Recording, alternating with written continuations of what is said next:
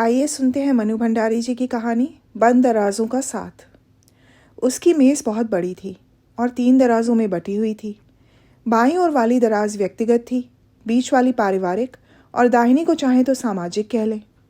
ये विभाजन मंजरी का ही किया हुआ था, जो उसने काफ़ी दिनों बाद किया था। उन दिनों जबकि उन दोनों के बीच भी एक विभाजन रेखा खिंच गई थी। आरंभ के दिनों में तो उसका ध्यान दराजों की ओर क्या जाता, मेज़ की ओर भी नहीं गया था।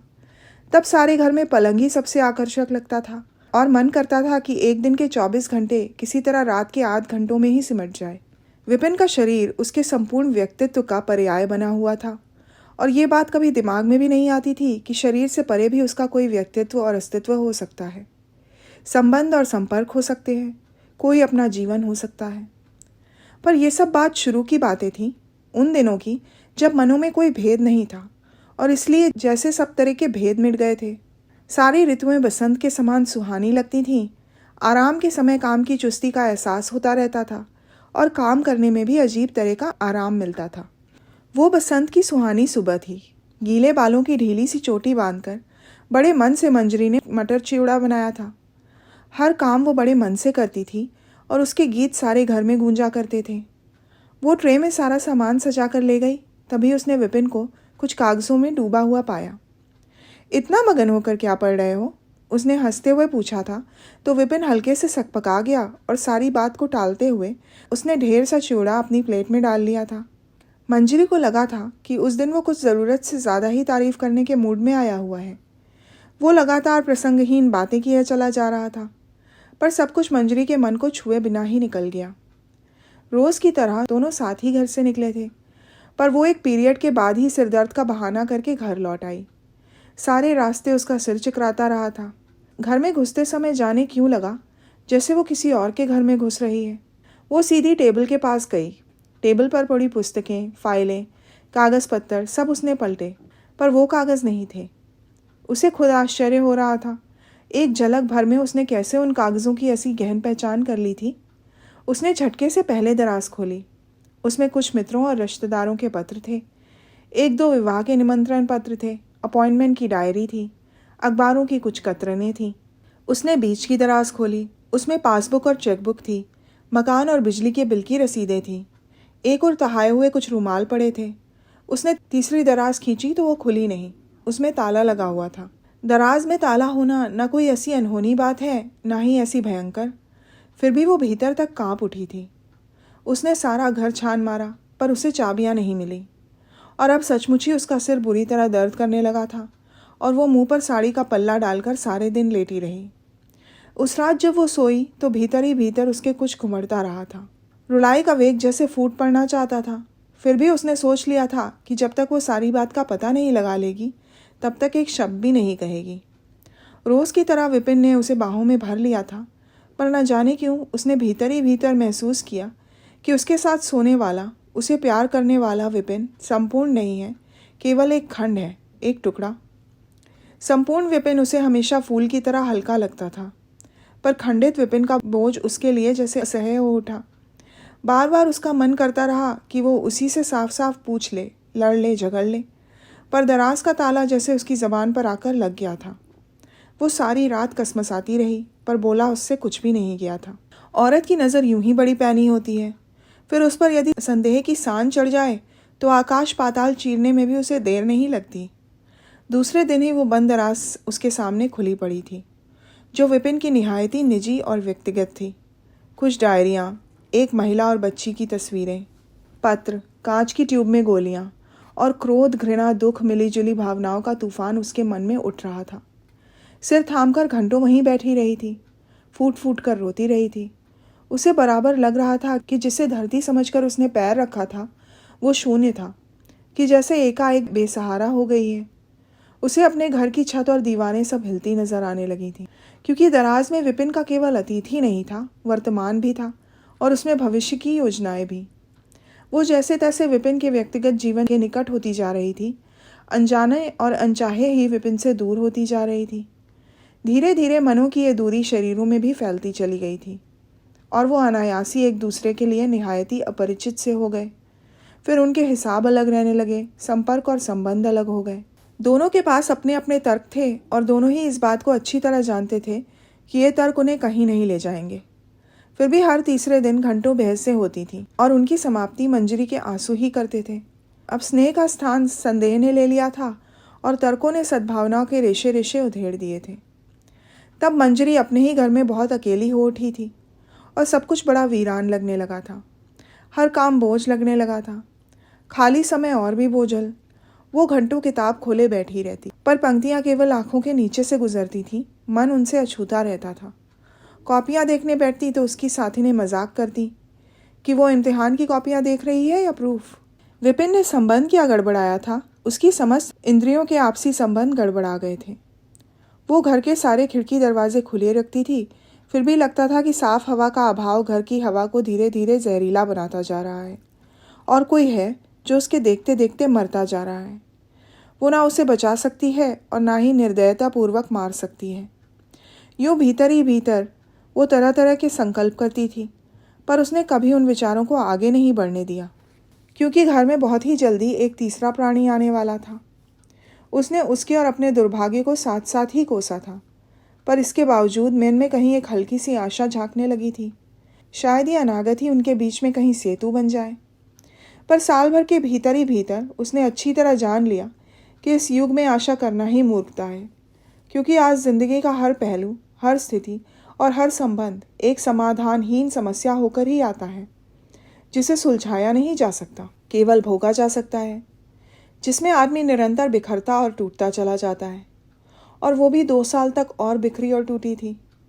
विपिन मन में कहीं हल्का सा आश्वस्त महसूस करने लगा था कि मंजरी ने शायद उस सब को स्वीकार कर लिया है और शायद अब वो कटेगी नहीं। पर ऐसा हुआ नहीं। शादी की 5वीं सालगिरह थी। वो दिन अपने सारे अर्थ खो चुकने पर भी दिन तो बना ही हुआ था। यूँ उस दिन न चाहने पर भी वो अपने को बहुत दुर्बल महसूस करती थी। उसकी यातना कई गुना बढ़ जाती थी। पर इस बार उसने ऐसा कुछ भी अनुभव नहीं किया और बड़े आग्रह से विपिन से कहा था कि वो उसे संध्या के 5 बजे ला बोहीम में मिले। ला बोहीम का अंधेरा कोना, आसपास की मेज़ें खाली थीं और अपनी मेज़ पर लटकती बत्ती को उसने बुझा दिया था। अंधेरा होने के साथ ही मंजरी के मन में एक क्षण को ये बात भी आई थी कि आज के इस अंधेरे से ही वो चाहें तो अपनी ज़िंदगी में कितनी रोशनी ला सकते हैं।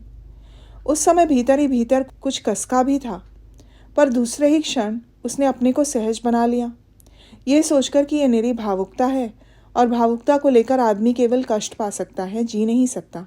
मंजरी जीना चाहती थी, अपने लिए और अपने बच्चे के लिए। और 3 घंटे बाद जब वो वहाँ से निकले तो उसे स्वयं आश्चर्य हो रहा था कि कैसे वो इतने सहज और तटस्थ तरीके से सारी बात कर सकी, मानो ये सारे निर्णय उसने अपने लिए नहीं किसी और के लिए लिए हों। वो खुद जानती है कि औरतें कभी पूरी तरह तटस्थ नहीं रह सकती, खासकर ऐसे सांघातिक क्षणों में तो वो बातें भी नहीं कर सकती, केवल रो सकती हैं, झार झार रो सकती हैं। उससे भी ज़्यादा आश्चर्य तब हुआ था जब अपने निर्णय को व्यवहारिक रूप देने के लिए वो अपना सारा सामान बटोरकर 2 महीने की छुट्टी ले दिल्ली से विदा हुई थी। विपिन ने बच्चे को बहुत प्यार किया था और एक बार उसे भी। फिर बहुत ठंडे स्वर में कहा था, मैं दिल्ली छोड़ दूंगा, इस सब के बाद मुझसे यहाँ रहा भी नहीं जाएगा। तुम शायद यहीं लौट कर आना पसंद करोगी, इस घर को अपने ही नाम रहने दो। मंजरी तब तक ये तय नहीं कर पाई थी कि उसे कहाँ रहना है, क्या करना है। केवल एक विश्वास था कि जिस सहज ढंग से वो सारी स्थिति से उभरी है, उसी तरह नई जिंदगी का रास्ता भी खोज लेगी। फिर भी उसने घर अपने ही नाम रहने दिया। मानसिक तनाव के ऐसे विकट क्षणों में भी उसकी व्यवहारिक बुद्धि कंठित नहीं हुई। तभी उसे लगा कि विपिन से ब्याह करके आने वाली मंजरी पूरी तरह मर चुकी है। ये तो उसकी लाश से पैदा हुई दूसरी ही मंजरी है। ऐन मौके पर बहुत बड़ा नाटक होने की संभावना थी। बच्चे को लेकर कुछ हो सकता था, पर कुछ नहीं हुआ। ऊपर से बड़े सहज ढंग से कुछ औपचारिक से वाक्यों का आदान प्रदान हो रहा था और भीतर से मन भरे हुए थे। ट्रेन प्लेटफॉर्म और प्लेटफॉर्म पर खड़े विपिन को पीछे छोड़कर आगे बढ़ गई थी और अब सब कुछ मंजरी ने सूखी आंखों से ही देखा था। जब सब पीछे छूट गया तो भीतर से एक गहरी निश्वास निकली थी, शायद मुक्ति की। अपने ही शरीर का फोड़ा जब सूख जाता है तो मरी हुई खाल को शरीर से खींचकर निकाल कर अलग करते समय जैसी भावना आती है, कुछ कुछ वैसी ही। 2 महीने बाद वो उसी घर में लौटी थी। सबने उसे देखकर पूछा था कि क्या वो बीमार रहकर आई है, बहुत दुबली हो गई है, उसका चेहरा सूखा और काला हो गया है। उसे स्वयं महसूस होता था, पर उस सब से कुछ अंतर नहीं पड़ता था। उसने वहां आकर सबसे पहला चश्मा लिया क्योंकि उसकी आंखें एकाएक ही बहुत कमज़ोर हो गई थीं।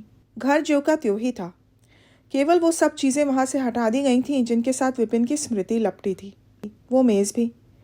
मेज़ वाला वो कोना खाली रहने पर भी उसके मन में भय और वितृष्णा की मिलीजुली भावना पैदा किया करता था। वो विपिन से मुक्त होकर भी जैसे उस मेज़ से पूरी तरह मुक्त नहीं हो पा रही थी। घर के वो बचे हुए सामान पर धूल की परतें जमी थीं। एक दिन तो वो उस घर में कुछ भी नहीं कर पाई, पर दूसरे दिन से ही वो सफाई में जुट गई। विपिन का कोई भी चिन्ह वहाँ नहीं था, सिवाय एक दो भरे हुए एश ट्रे के। एक बार उन्हें खाली करते समय ज़रूर उसका हाथ काँपा था। घर साफ हो गया, फिर भी उसे बराबर लगता रहा कि एक बड़ी परिचित गंध है जो उसमें बराबर बनी हुई है। वो किधर भी जाए, कहीं भी रहे, उस गंध के एहसास से मुक्त नहीं हो पाती थी। तब उसने घर के सारे खिड़की दरवाजे खोले रखने शुरू कर दिए, बाहर की साफ हवा, धूप आने के लिए। धीरे धीरे उन खुले दरवाज़ों से हवा और धूप के साथ साथ अनेक तरह की गंध, अनेक चेहरे और अनेक नज़रें भी झांकने लगी थीं। कुछ तरस लिए और कुछ आत्मीयता लिए। उसके साहस की प्रशंसा भी की जाती थी और कभी कभी ज़बान से ये समाचार भी दिया जाता था कि विपिन को किसी बच्ची और महिला के साथ देखा है। विपिन के लिए स्वर में भर्त्सना रहती थी, पर उसे न अपनी प्रशंसा छूती थी, न विपिन की भर्त्सना। पहले साल परिचित और नए चेहरों की संख्या काफ़ी बड़ी थी, फिर धीरे धीरे घटने लगी। हमदर्दी के लिए बातें पुरानी हो चुकी थी और उन्हें लगता था कि वो अपना फ़र्ज़ अदा कर चुके हैं। सिर्फ एक चेहरा था जो निरंतर बना रहा और घर में बहुत भीतर तक प्रवेश कर गया। पर मंजरी किसी प्रकार की हड़बड़ी में नहीं थी। हाँ, इतना ज़रूर हुआ कि एकाएक उसे बहुत बहुत अकेलापन लगने लगा। नौकरी बोझ लगने लगी और जीवन नीरस। कभी कभी वो अकेले क्षणों में सोचती कि नहीं, अब वो जिंदगी की राहों को नहीं बदलेगी। जिस तटस्थता से उसने सब कुछ झेला और अपने को टूटने नहीं दिया, उससे उसे लगने लगा था जैसे वो बहुत ही बड़ी हो गई है, मैच्योर हो गई है। उस उम्र में शायद ये सब उसके लिए संभव नहीं होगा। पर जब भी वो चेहरा करीब आता, अनायास ही उसकी उम्र के 10 साल कहीं चले जाते और तब वो सोचती कि नहीं, कहीं कुछ नहीं बिगड़ा है। दिनों ने गुजरकर उसकी उम्र की संख्या में ज़रूर वृद्धि कर दी है, पर भावनाएं तो आज भी अछूती ही हैं। जिंदगी के वो सुनहरे दिन जब वो अपनी भावनाओं को खर्च करना चाहती थी, मरे हुए संबंधों को लाश देने में ही बीत गए। फिर भी उसने 3 साल तक कोई निर्णय नहीं लिया। उसने सोचा था, बल्कि केवल सोचा ही नहीं था, बहुत सच्चाई और ईमानदारी से चाहा था कि जैसे वो विपिन के संबंध से उबर गई थी, इस अकेलेपन से भी उबर जाए। पर उसने पाया कि वो अपने सहारे अपने अकेलेपन से लड़ने की कोशिश कर रही है। उसे खुद महसूस हुआ कि असित के प्रति उसका व्यवहार कहीं असंतुलित होता जा रहा है। लोगों ने उसे दबी दुबी जुबान से सलाह दी थी कि उसे असित को हॉस्टल भेज देना चाहिए। पहले वो बराबर विरोध करती रही थी, कुछ आर्थिक कारणों से और कुछ इसलिए कि उसे भेजकर वो स्वयं कितनी अकेली हो जाएगी। पर फिर उसे खुद लगा था कि वो अपना अकेलापन खत्म करने के लिए बच्चे का सारा भविष्य खत्म किए दे रही है। तब उसने 2 निर्णय एक साथ लिए थे। असित को हॉस्टल भेज देगी, अपना अकेलापन समाप्त करने के लिए सही और स्वाभाविक मार्ग ही अपनाएगी। दिलीप अब साथ आ गया था और इसीलिए ज़िंदगी के 10 वर्ष एकदम चले गए थे। घर बदल गया था और बिल्कुल नए ढंग से सजाया गया था।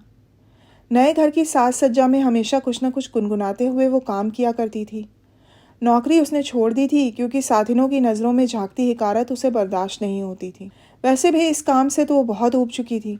अब दिसंबर की सर्दी में सारी रात किसी की बाहों में गरमाए रहने के बाद जब उसकी अलस आंखें खुलती तो सामने की ड्रेसिंग टेबल पर उसे अपने प्रसाधन की अनेक चीज़ें सजी हुई दिखाई देती थी। छमाही इम्तिहान की कॉपियों का गट्ठर नहीं। तब मन बहुत हल्का और आश्वस्त हो जाता था। छुट्टियों में असित घर आया था। दिलीप को वो बराबर घर में देखता रहता था, सो मंजरी को दोनों को परिचित करने वाला संकट नहीं झेलना पड़ा। असित के आने से मंजरी बहुत प्रसन्न थी और उसे समझ नहीं आता था कि उसे क्या खिलाए, कहाँ घुमाए। दिलीप के जाते ही वे उसे लेके निकल जाती। दिसंबर की सुहानी धूप सारी दिल्ली को बेहद सुहाना और उत्फुल्ल बनाकर सड़कों मैदानों पर फैली रहती थी। शाम को वो लौटते तो दोनों हाथों में असित के फरमाइशी पैकेट होते थे। छुट्टियां समाप्त होने पर असित लौटने लगा। उसके स्कूल के बच्चों का पूरा ग्रुप था। स्कूल से 6 महीने का बिल भी आया था। दिलीप ने यूं ही कह दिया, ये स्कूल काफ़ी महंगा है, इस महीने यूं भी काफ़ी खर्च हो गया। तो मंजरी के चेहरे पर हल्की सी छाया तैर गई। बात साधारण थी और सच्ची भी। असित दिलीप का बच्चा होता तब भी वो ये बात कह सकता था, पर असित दिलीप का बच्चा नहीं था। और क्योंकि संदर्भ दूसरा था इसलिए बात का अर्थ भी दूसरा हो गया। दिलीप ने शायद स्थिति को भांप लिया और सारी बात को सहज बनाने के लिए कहा, क्या ज़माना आ गया है, हम इतना पढ़ लिए हैं पर ऐसी लंबी चौड़ी फीस कभी नहीं दी। पर बात फिर भी शायद सहज नहीं हो पाई थी। मंजरी को पहली बार अपनी नौकरी छोड़ने का अफसोस हुआ और उसके बाद धीरे धीरे फिर उस घर में एक अदृश्य मेज़ उभर आई थी। पर वो मेज़ दिलीप के कमरे में नहीं, मंजरी के कमरे में आई थी और वो 2 दरवाज़ों में बटी हुई थी, एक व्यक्तिगत, एक पारिवारिक। व्यक्तिगत दराज में असित के फरमाइशी पत्र, उसके चित्र, उसके स्कूल की रिपोर्ट और विपिन के कुछ औपचारिक पत्र थे, जिसमें ये आश्वासन दिया गया था कि असित का आधा खर्च वही दिया करेगा। और मेज़ का वो विभाजन फिर पहले की तरह मन और शरीरों में होता हुआ सारे घर में फैल गया था। बाहर से कहीं कुछ नहीं था, न बातचीत में न व्यवहार में, पर अनजाने और अनचाहे ही भीतर से जैसे मन बट गए थे, जिंदगी बट गई थी। इस बार हालांकि प्रसंग और स्थितियां दूसरी थीं, पर बटने की पीड़ा वही थी, वैसी ही थी। रात में, दिन में, लेटे लेटे मंजरी न जाने क्या क्या सोचा करती। जब तक विपिन भी याद आने लगा और आश्चर्य ये कि उसका यूं याद आना अब उतना बुरा भी नहीं लगता। फिर भी वो एहसास से मुक्त नहीं हो पाती कि विपिन ने केवल अपनी ज़िंदगी को ही टुकड़ों में नहीं काटा, कितने कौशल से वो उसकी ज़िंदगी को भी टुकड़ों में काट गया है और आगे उसे सारी ज़िंदगी इन्हीं टुकड़ों की अभिशप्त छाया में काटनी होगी कि वो अब भी अपनी संपूर्ण ज़िंदगी जी नहीं पाएगी। तो ये थी मनु भंडारी जी की कहानी बंद दराजों का साथ। सुनने के लिए धन्यवाद।